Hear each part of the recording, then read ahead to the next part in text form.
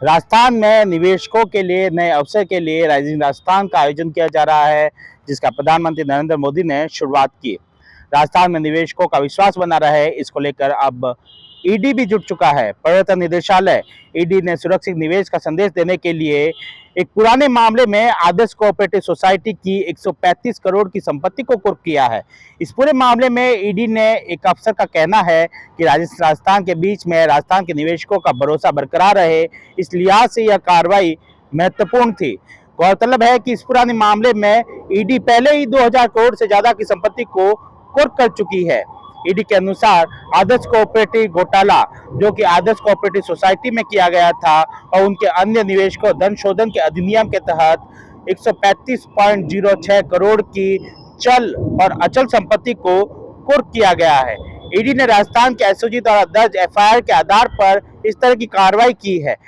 इसमें मुख्य आरोपी मुकेश मोदी और राहुल मोदी है। इसमें मुख्य आरोपी मुकेश मोदी और राहुल मोदी के सहयोगियों के एक समूह के साथ मिलकर मिलीभगत कर निवेशकों और सदस्यों के करोड़ रुपए एकत्रित किए, अब जिसकी जांच एसओजी कर रही है। इस पूरे मामले में 139 आरोपी को एसओजी पकड़ चुकी है और ईडी 2000 करोड़ से ज्यादा की संपत्ति को कुर्क कर चुकी है। इसमें 20 लाख से ज्यादा निवेशकों का पैसा डूब चुका है, जिसमें 14,000 करोड़ से ज्यादा का पैसा है।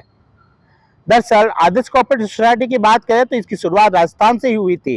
राजस्थान के सिरोही जिले में 1992 में एक रिटायर्ड गार्ड सेवक हुआ करते थे, जिनका नाम था प्रकाश राज मोदी।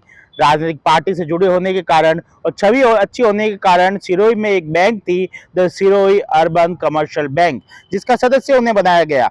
1994 में प्रकाश राज मोदी का निधन हो गया तो उस सहकारी समिति का सदस्य के नियम के चलते चुनाव नहीं करवाने और किसी सदस्य के निधन होने या इस्तीफे देने के बाद में बाकी सदस्य उसके समिति का सदस्य चुन लिया करते हैं। ऐसे में प्रकाश राज मोदी के बेटे मुकेश मोदी, जो कि उनके बड़े बेटे थे, उनको सदस्य चुना गया। इसके साथ ही सर्वसम्मति से उन्हें अध्यक्ष भी चुन लिया गया। तब से यह कहानी शुरू हुई। अध्यक्ष बनने के बाद में ही मुकेश मोदी ने पहले बैंक का नाम बदलने की कवायद शुरू कर दी। माधव राव सदाशिव राव गोलवरकर के नाम पर इस बैंक का नाम माधव नागरिकता सहकारिता बैंक रख दिया। इसके बाद में मुकेश मोदी ने 1999 में इस बैंक से इस्तीफा दे दिया और एक कोऑपरेटिव सोसाइटी शुरू की। इसके साथ ही अपने छोटे भाई वीरेंद्र मोदी को इस समिति का अध्यक्ष बना दिया। उन्होंने एक क्रेडिट कोऑपरेटिव सोसाइटी के शुरू की, इसका नाम रखा आदर्श कोऑपरेटिव सोसाइटी। इस सोसाइटी का काम था लोन देना सूद के ऊपर। इस सोसाइटी में सदस्य हुआ करते थे। सदस्य इस कोऑपरेटिव सोसाइटी में पैसा लगाते और सूद के साथ उसे लोन दिया जाता। सूद पर जो पैसा आता वो सदस्यों में बराबर मुनाफे के तौर पर बांट दिया जाता था। 1999 में जब माधव नागरिकता सहकारिता बैंक का राजनीतिक वर्चस्व का उपयोग करते हुए उसके सहकारिता बैंक से उसको उन्मुक्त करा दिया गया, अब सहकारिता विभाग का इसमें हस्तक्षेप खत्म हो गया, तो मोदी परिवार का इस सहकारिता बैंक में वर्चस्व हो गया। जब 2002 में सहकारिता बैंक का नया कानून आया तो उस एक्ट के तहत इस माधव सहकारिता बैंक को नए सिरे से रजिस्टर करवाया गया और उसे का नाम रखा गया आदर्श कोऑपरेटिव बैंक।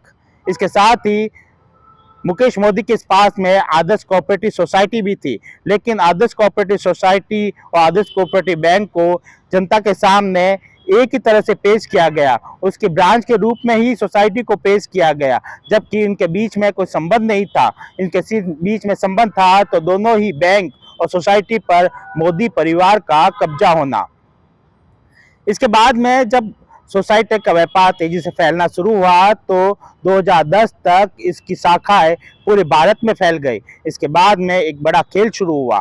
दरअसल आदर्श कोऑपरेटिव सोसाइटी ने 2009 में 2 कांटे में चल रही कोऑपरेटिव सोसाइटी का अधिग्रहण कर लिया। इसके बाद में शेल कंपनियां बनाने का कार्य शुरू हुआ।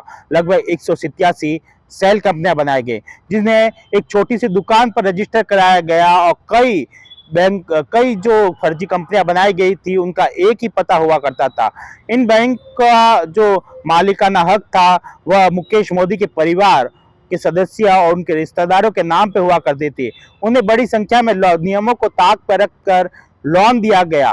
करीब करोड़ों रुपए का 12,500 करोड़ से ज्यादा का लोन तो कंपनियों को दे दिया गया। समिति सदस्य का एक कानून होता है, नियम में धारा 25 में एक नियम होता है जिसके तहत उनके समिति के सदस्यों को ही लोन दिया जा सकता है, लेकिन नियमों को ताक पर रखकर कंपनियों को धड़ल्ले से पैसा लोन दिया गया और वह पैसा फिर गायब कर दिया गया। जब जांच की गई और जब उन कंपनियों के ऊपर जब अधिकारी गए जांच करने के लिए, तो पता चला कि 12x15 की एक दुकान हुआ करती है, जहां पर एक व्यक्ति आता है, सुबह 10 बजे दुकान खोलता है और 6 बजे तक दुकान पर बैठता है। इस पते पे जो भी चिट्ठियां आती है वह दूसरे ऑफिस में ले जाई जाती है। उस दूसरे ऑफिस से यह कंपनी ये पत्र और आगे दूसरे ऑफिस ले जाया करते हैं।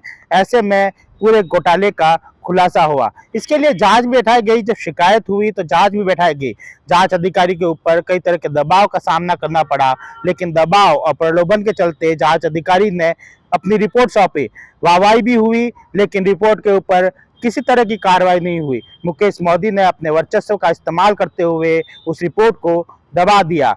2009, 2010, 2013 तक और वर्चस्व फैला और घोटाले हुए। यहाँ तक कि एक फाइनेंस कंसल्टेंसी फर्म को 20% तक कंसल्टेंसी कमीशन दिया गया, जिसका अमाउंट 660 करोड़ तक हो जाता है। यह कंसल्टेंसी फर्म भी मुकेश मोदी के परिवार के नाम ही रजिस्टर्ड थी। ऐसे में बड़ा घोटाला अंजाम दिया गया। लेकिन अब जो शेल कंपनियां हैं उनके बैलेंस शीट में ज्यादा पैसा नहीं बचा है, तो ज्यादा पैसा रिकवर नहीं हो पा रहा। 20 लाख निवेशकों का 14,000 करोड़ से ज्यादा का पैसा अब डूब चुका है। हालांकि 2,000 करोड़ से ज्यादा का पैसा ईडी ने जब्त कुर्क किया है, लेकिन अमाउंट बहुत बड़ा है। हालांकि यह पैसा कहां से आएगा, क्या निवेशकों को उनका हक वापस मिलेगा या नहीं, यह देखने वाली बात होगी। हालांकि ईडी ने राइजिंग राजस्थान के तहत 135 करोड़ की संपत्ति को जरूर कुर्क किया है। अब कुछ आस निवेशकों को जरूर बंधी है। सुमित देवड़ा, TV9 राजस्थान।